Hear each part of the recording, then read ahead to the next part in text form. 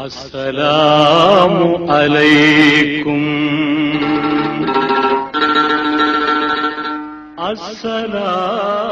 அஸ்ஸலாமு அலைக்கும்.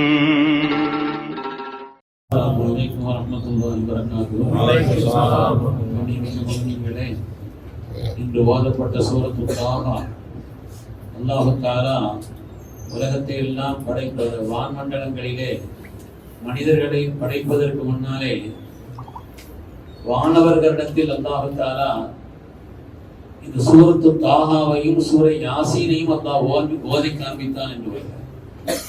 இன்னல்லாஹ் கலக சூரத்து தாஹா வ யாசீன், தாஹா சூராவையும் யாசீன் சூராவையும் அல்லாஹ் தஆலா மலக்குமார்களிடத்தில் ஓதி காண்பித்தான்.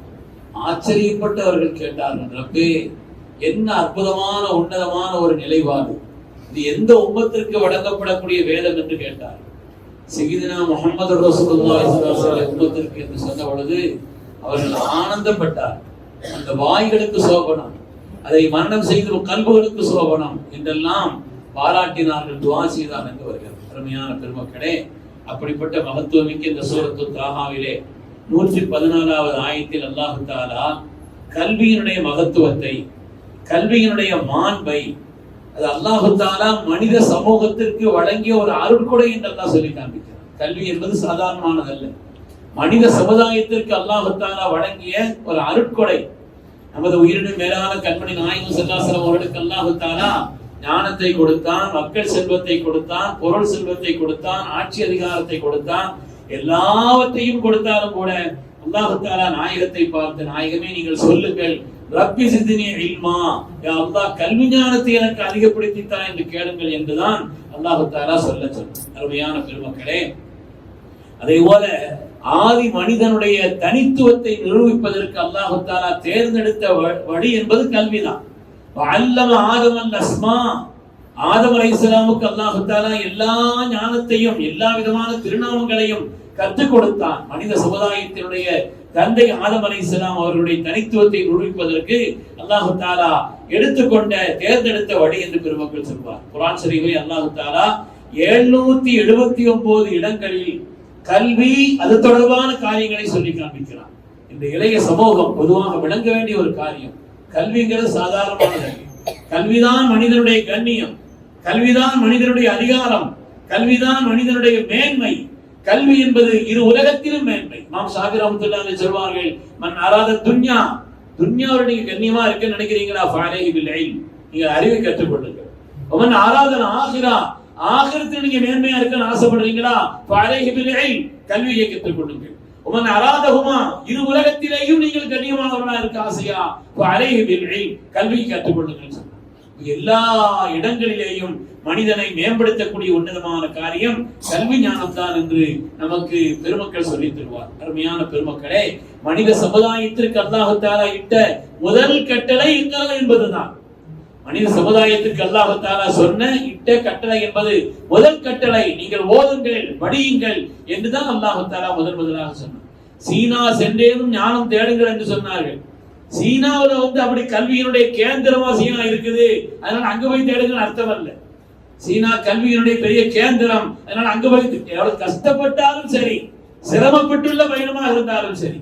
என்னுடைய ஆசிரியர் பெருந்தகை அல்லாமா பிஎஸ்பி ஸைனுலாபிதீன் ஹஜ்ரத் அவர்கள் நபரல்லாஹு மர்கதஹு அதற்கு அவர்கள் சொல்லி காண்பிப்பார்கள், வலவு பிஸ்ஸீன், சீன் என்ற வார்த்தைக்கு சிங்கத்தினுடைய நெத்தி என்ற ஒரு அர்த்தம் கூட இருக்குதுன்னு சொல்லுவாங்க. சிங்கத்தினுடைய நெத்தியில் தான் கல்வி கிடைக்கும் என்று இருக்குமானால் நீங்கள் சிரமப்பட்டாலும் அந்த கல்வியை கற்றுக்கொள்ள வேண்டும் என்பதுதான் நமக்கு அந்த ஹதீஸினுடைய விளக்கங்களில் இப்படி ஒரு விளக்கம் என்று சொல்லி காண்பிப்பார். அருமையான பெருமக்களே, மனிதர்களிலே பொதுவாக ஏற்றத்தாழ்வு வைக்கல. அவருடைய நிறத்தால், மொழியால், நாட்டால், வேறு எந்த நடைமுறையாலும் அல்லாஹ் தஆலா மனித சமுதாயத்திற்கு மத்தியிலே எல்லோரும் சமத்துவமானவர்கள் தான். ஆனால் ஏற்றத்தாழ்வு உண்டு என்று குர்ஆன் சொல்கிறது. ஹல் யஸ்தவில் லதீன யஅலமுன வல்லதீன லா யஅலமூன், கற்றவர்களும் மற்றவர்களும் சமமா அல்லாஹ் கேட்கிறான். அது எப்படி சமமா? ரெண்டு பேரும் சமமாக மாட்டாங்கன்னு அல்லாஹ் சொல்றான். கல்வி என்பது அவ்வளவு உன்னதமானது என்பதை மார்க்கம் நமக்கு சொல்லி காண்பிக்கிறது. அருமையான பெருமக்களே, குர்ஆன் ஷரீஃபிலே அல்லாஹ் தஆலா அல்லம பில் கலம், கலமை கொண்டு அல்லாஹ் தஆலா கற்றுக் கொடுத்தான். ஒரு எழுதுகோல் மூலம், ஒரு எழுத்தின் மூலம் உலகத்தில் எவ்வளவு பேர் ஞானம் பெறுகிறார்கள். எவ்வளவு பேர் ஞானத்தை கல்வியை கற்றுக் கொள்கிறார்கள். எனவே கலமை கொண்டு கற்றுக் கொடுத்ததை அல்லாஹ் தஆலா குர்ஆன் ஷரீஃபிலே பாராட்டி சொல்வார். அது மாதிரி ஒரு ஆளுமைக்கான தகுதியினுடைய குர்ஆன் ஷரீஃப் சொல்லக்கூடிய ஒரு வரலாறு, ஒரு ஆளுமை மிக்க ஒரு பொறுப்பினுடைய அடிப்படை பண்பே கல்விதான் என்று சொல்வார். தாலூத் என்பவரை அல்லாஹ் தஆலா மன்னராக நியமித்தார். அந்த காலத்துல ஷம்மீல் ஒரு நபி இருந்தாங்க. நபித்துவம் வேறு, அரசாட்சி என்பது வேறு. ஷம்மீல்ங்கிற நபிட்ட கேட்டாங்க, எங்களுக்கு அல்லாஹ்வுடைய புறத்திலிருந்து ஒரு மன்னரை நியமிக்கும்படி நீங்க கேளுங்கன்னு சொன்னாங்க. மன்னர் வந்தா நீங்க கட்டுப்படணும் இல்லையாப்பான்னு கேட்டாங்க. கட்டுப்படுவோம்னு சொன்னாங்க. இன்னல்லாஹ் கத் வஅஸலக்கும் தாலூத் மலிகா, தாலூத் என்பவரை அல்லாஹ் மன்னராக நியமித்தார். மன்னரா நியமித்த உடனே அவங்க சொன்னாங்க, இவருக்கு போய் மன்னரா ஆக்கியிருக்கிறீங்களே. சில பேருடைய அந்தஸ்து என்ன நமக்கு தெரியாது இல்லையா? நம்ம எங்களுடைய ஆசிரியர் பெருந்தகை அசுத்தவங்க சொல்லுவாங்க, வஹாக்கா ஆதமி, வடநாட்டில் உள்ளவங்க எல்லாம் வஹாக்கா ஆதமி சாதா சீதா கபி கஸாலி சமஜ்தாரே. அங்க உள்ள ஆட்கள்லாம் சாதாரண ஆட்களையும் இவர் இன்னைக்கு உலகத்தில் உள்ள கஸாலின்னு சொல்லுவாங்க. இங்க தென்பகுதிக்கு வந்தாச்சுன்னா கஸாலியே வந்தாலும் நம்ம கஸாலி தானேன்னு சொல்லுவாங்க. கஸாலி மாமே வந்தாலும் கூட நம்ம கஸாலி தானே சொல்லுவாங்கன்னு சொல்லுவாங்க. அது மாதிரி அன்றைய காலகட்டத்தில் அப்படி நியமிக்கப்பட்ட உடனே இவரை போய் அரசராக்கி நினைக்கிறேன்னு கேட்டாங்க. அல்லாஹ் சொன்னான், அவர் அரசருக்கான ஆளுமை பண்பு இருக்கிறது. அதற்கு 2 காரணத்தை அல்லாஹ் சொன்னான். வஸாதஹு பஸ்ததன் ஃபில் இல்மி வல் ஜிஸ்ம், அவருக்கு அல்லாஹ் தஆலா அறிவுஞானத்தை கொடுத்திருக்கிறான் என்றுதான் முதலாவது சொன்னான். அது மாதிரி ஆரோக்கியம், அதை நிலைநிறுத்துவதற்கான உடல் வலிமையும் உள்ள வலிமையும் அவருக்கு உண்டு என்பதை அல்லாஹ் சொன்னான். நீங்க நம்பணுமானா வான்மண்டலத்திலிருந்து ஒரு தாபூத் என்ற பரக்கத்தான ஒரு பெட்டியை மலக்குமார்கள் சுமந்து கொண்டு வந்து அவரிடத்தில் வேண்டுமானால் கொடுக்கட்டுமா, அப்படி கொடுத்தாலும் நம்புவீங்களான்னு சொல்லி கேட்ட பிறகு அப்படி கொண்டு வந்து கொடுத்தாங்க. அதுக்கு பிறகு ஏத்துக்கிட்டாங்கன்னு வரலாறு.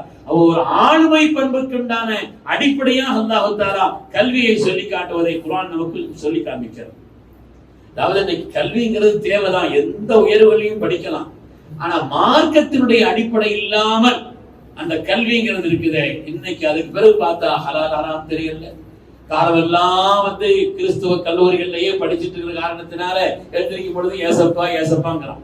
இவனுடைய நிலைப்பாடுகள்ல அதனுடைய நிலைப்பாடு இவனையும் அறியாமல் அப்படிப்பட்ட ஒரு தவறான நிலைப்பாட்டை உண்டாக்கக்கூடிய ஒரு தன்மை அல்லவா இருக்கிறது. அதனால எந்த கல்வியிலே துறையிலே மேம்படலாம், தப்பில்லை. ஆனால் ஹலால் ஹராமை பிரித்தறியக்கூடிய மார்க்க ஞானத்தை விளங்கிய மார்க்கத்தினுடைய அடிப்படைகளை தகர்த்து விடாத அந்த விஷயத்தோடு சேர்ந்து இருக்கிறது.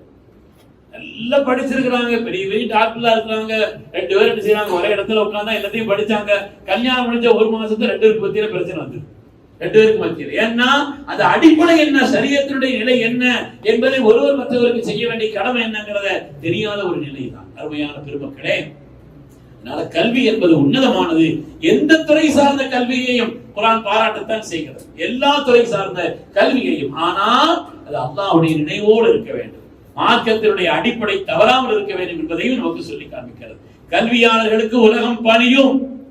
அல்லாஹ் தஆலா எல்லா மலக்குமார்களையும் ஆதம் அலைஹிஸ்ஸலாம் சுஜூத் செய்ய சொன்னான் இல்லையா, வஸ்ஜுது லி ஆதம்.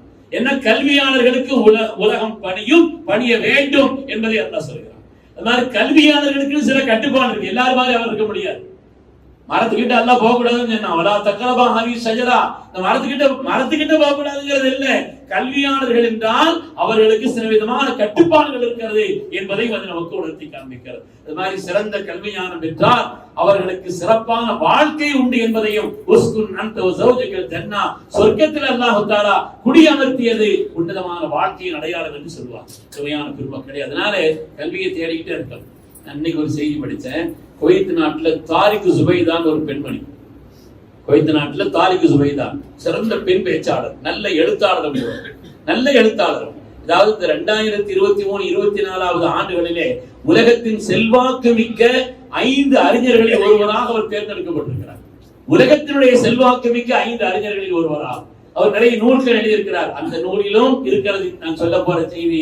நானும் ஏற்கனவே உஸ்தாது பெருந்தகை அல்லாமா ஷபீர் நிதிர்த் அவர்கள் சொல்ல நான் கேட்டிருக்கிறேன். ஹயாத்துல் அபி ஹனீஃபா, இமாம் அபூ ஹனீஃபா ரஹ்மத்துல்லாஹி வரலாறு என்று அந்த பெண்மணி, அந்த மார்க்க மேதை ஒரு நூல் எழுதியிருக்கிறார். அதுல இமாம் அபூ ஹனீஃபா ரஹ்மத்துல்லாஹி அவர்களுக்கு ஒரு சின்ன செய்தி, இது கல்வி தொடர்பானது என்பதல்ல, பொதுவாக ஒரு படித்ததில் நல்ல செய்தி என்ற அடிப்படையில் இமாம் அபூ ஹனீஃபா ரஹ்மத்துல்லாஹி சொல்றாங்க, 3 பெண்கள் என்னுடைய வாழ்க்கையிலேயே மாற்றத்தை உண்டாக்கிட்டாங்க. சில பேருடைய வாழ்க்கையில சில நிகழ்வுகள் தான் மாற்றத்தை, திருப்பத்தை வாழ்க்கையினுடைய போங்கையும் மாத்திரும்.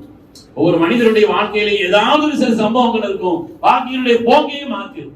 அந்த அடிப்படையிலே எனக்கு கல்வி ஞானத்தை கற்றுக்கொள்ள வேண்டும், குறிப்பாக மார்க்கத்தினுடைய சட்ட விளக்கத்தில் நான் தேர்ந்தவராக இருக்க வேண்டும் என்பதை எனக்கு ஒரு பெண்மணி என்னை ஃபகீஹாக ஆக்கினாள்.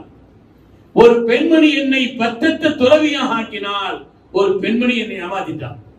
3 பெண்மணிகளை வாழ்க்கையில் நான் சந்தித்தேன். ஒரு பெண்மணி எனக்கு மோசடி பண்ணிட்டார். ஒரு பெண்மணி என்னை மார்க்கத்தினுடைய சட்ட வல்லுநராக ஆக்குவதற்குண்டான தூண்டுதலை எனக்கு ஏற்படுத்தினார். ஒரு பெண்மணி என்னை சாகிதாய் பற்றற்ற ஒரு நிலையில் என்னை ஆக்கினார். என்னங்க சொல்றீங்க, 3 பொம்பளை பத்தி என்ன வரலாறு சொல்றீங்கன்னு கேட்டா அவங்க சொன்னாங்க, ஒரு நாள் நான் ஒரு வழியா கூவால போயிட்டு இருந்தேன். அங்கிருந்து ஒரு ஆள் கை காட்டி கூப்பிடுறேன். கை காட்டி பக்கத்துல பார்த்தது ஆம்பளைல பொம்பளை வருது. பக்கத்துல போய்தான் பார்த்தேன். ஒரு பேச முடியாத போல தெரியாது, அதனால கை காட்டி கூப்பிடுறாருன்னு சொல்லிட்டு என்னன்னு கேட்டேன். அந்த அம்மா வந்து அங்க ஒரு பொருள் அப்படி கை காட்டுச்சு. அப்படின்னு ஒரு பொருளை கை காட்டுச்சு. பேச முடியாத போல தெரியுதுன்னு நினைச்சிட்டு நான் அந்த பொருளை எடுத்தேன். எடுத்த உடனே அந்த அம்மா சொல்லுச்சு, இது லுக்குத்தத், கீழே கிடந்து எடுக்கப்படக்கூடிய இது விழுபொருள். மார்க்கத்தில் இருக்குன்னு ஒரு சட்டம் இருக்குது, உங்களுக்கு அந்த சட்டம் தெரியும். இந்த விழுபொருள் எங்காவது ஒரு பொருள் கிடைச்சிச்சுன்னு சொன்னா உரியவர் கிடைச்சாச்சுன்னா உரியவற்றை கொடுத்துடணும். விலை மதிப்புள்ள அந்த பொருள் உரிய ஆட்கள் கிடைக்கலன்னா மக்கள் கூடும் இடத்திலே ஒரு 3 தடவை அதை பற்றிய பொது அறிவிப்பு செய்ய வேண்டும்.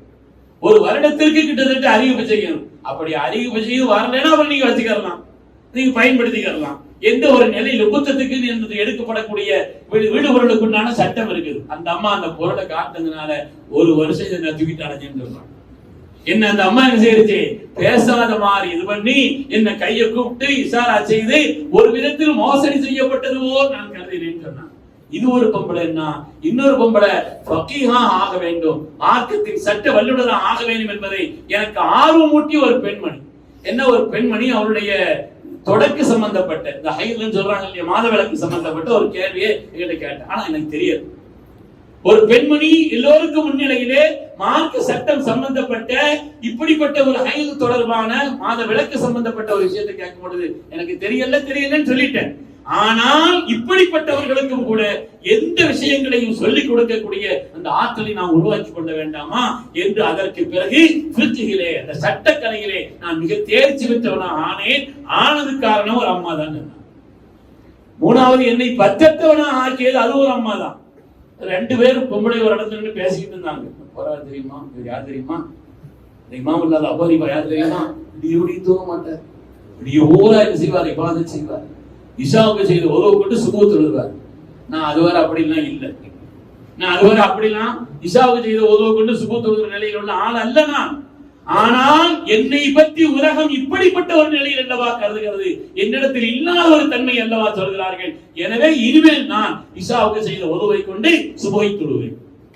அதாவது அப்படின்னா என்னத்தை இரவு நான் இழுத்திருந்து நான் கல்வியை தேடுவதிலே, இபாதத் செய்வதிலே, வணக்க வழிபாடுகளிலே ஈடுபட்டு இருப்பேன்.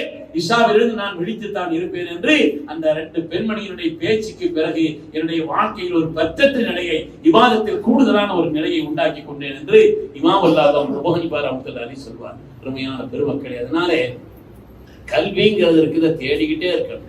அதுக்கு ஒரு முடிவே கிடையாது. அல்லாஹ்விடத்திலே ரப்பி ஸித்னி இல்மா, யா அல்லாஹ் கல்வி ஞானத்தை அதிகப்படுத்தும் கேட்கவும் செய்யணும். அது சம்பந்தப்பட்ட விஷயங்களை படிக்கணும், அது சம்பந்தப்பட்ட விஷயங்களை கேட்க வேண்டும். அதிலே நம்மை நாம் வளர்த்துக் கொள்ள வேண்டும். அல்லாஹ் சுப்ஹானஹு வ தஆலா நம்மை எல்லாம் சிறந்த கல்விமான்களாய், பயனுள்ள கல்வியை பெற்ற நன்மக்களாய் அல்லாஹ் நம்மையும் சந்ததிகளையும் கபூல் செய்தருள்வார். ஆமீன் ஆமீன் யா ரப்பல் ஆலமீன். வ ஆகிரு தஅவானா அல்ஹம்துலில்லாஹி ரப்பில் ஆலமீன். அளவற்ற அருளாளனும் நிகரற்ற அன்புடையோனுமாகிய அல்லாஹ்வின் திருப்பெயரால், அல்லாஹ் உங்களுக்கு அளித்துள்ள பொருட்களில் அனுமதிக்கப்பட்டதும் தூய்மையானதுமான பொருட்களை உண்ணுங்கள், பருகுங்கள். மேலும் எந்த இறைவன் மீது நீங்கள் நம்பிக்கை கொண்டு இருக்கின்றீர்களோ அவனுக்கு மாறு செய்வதில் இருந்து விலகி வாழுங்கள். நீங்கள் செய்த வீணான சத்தியங்களுக்காக அல்லாஹ் உங்களை குற்றம் பிடிப்பதில்லை. ஆயினும் நீங்கள் உறுதிப்படுத்தி செய்த சத்தியங்களுக்காக அவற்றை நீங்கள் முறித்துவிட்டால் உங்களை அவன் நிச்சயம் தண்டிப்பான்.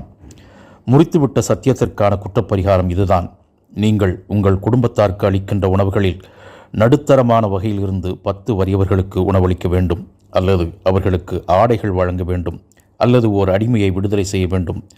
ஆனால் இவற்றில் எதற்கும் சக்தி பெறாதவர்கள் 3 நாட்களுக்கு நோன்பு நோக்க வேண்டும். நீங்கள் செய்த சத்தியங்களை முறித்துவிட்டால் இதுதான் அவற்றுக்குரிய குற்றப்பரிகாரமாகும். எனவே உங்கள் சத்தியங்களை முறித்து விடாமல் பேணுங்கள். இவ்வாறு தன்னுடைய சட்ட திட்டங்களை அல்லாஹ் உங்களுக்கு தெளிவாக்குகின்றான். நீங்கள் நன்றி செலுத்துபவராய் திகழக்கூடும் என்பதற்காக. இறை நம்பிக்கை கொண்டவர்களே, மது, சூதாட்டம், பலிபீடங்கள், குறிபார்க்கும் அம்புகள் ஆகியவை அருவருக்கத்தக்க ஷைத்தானிய செயல்களாகும். அவற்றை தவிர்த்து கொள்ளுங்கள். அதன் மூலம் நீங்கள் வெற்றி பெறலாம். பாகம் 7, அத்தியாயம் 5, வசனங்கள் 87 முதல் 90 வரை. அளவற்ற அருளாளனும் நிகரற்ற அன்புடையோனுமாகிய அல்லாஹ்வின் திருப்பெயரால் தொடங்குகிறேன். யா அல்லாஹ், உதவி கேட்பவர்களின் உதவியாளனாக எப்போதும் இருக்கின்ற ரஹ்மானே, இந்த நாளிலும் இனிவரும் எல்லா நாட்களிலும் உனது உதவியாலும் கருணையாலும் உனது கோபத்தில் இருந்தும் நரக நெருப்பிலிருந்தும் எங்களை தடுத்து காப்பாற்றுவாயாக.